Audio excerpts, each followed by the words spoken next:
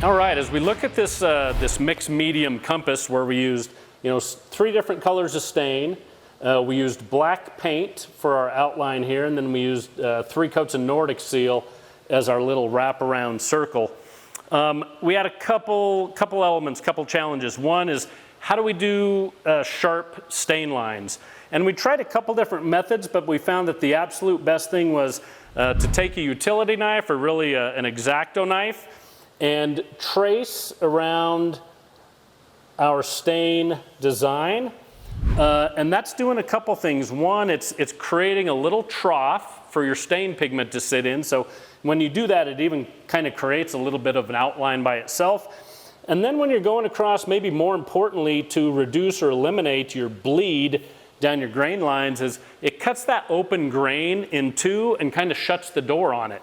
So when we use this method to outline our design before we stained, we got 0 bleed and had really nice crisp lines all the way around. And then to create our outline, so if you did a design and you had some bleeds, or it wasn't quite as crisp as you wanted it to, how can you create some outlines?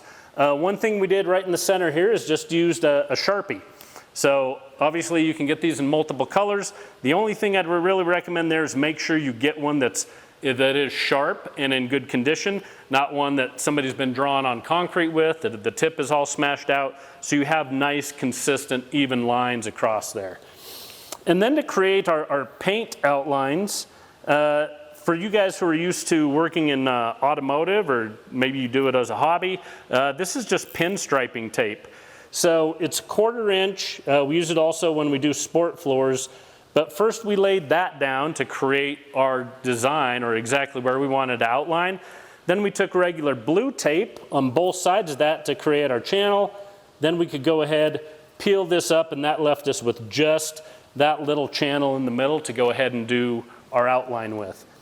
And the last thing we'll talk about, last tip or takeaway on this was, again, when you're using pigmented or colored sealers, finishes, anything else, always feather out with the grain.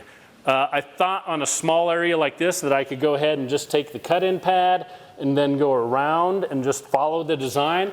Well, I tried to repair it by then going ahead and abrading it and feathering out with the grain on the last coat, but I can still see underneath some streaks.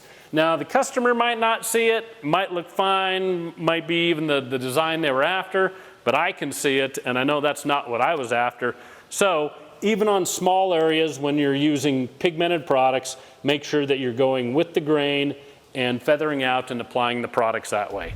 So again, go back to these tips if you need to know how to get sharp stain lines using an X-Acto knife, how I can do outlines using a Sharpie or using paint lines, and 1/4 inch pinstriping tape. And then also, just remember, always feather out with the grain. Should come out with some beautiful designs just like this.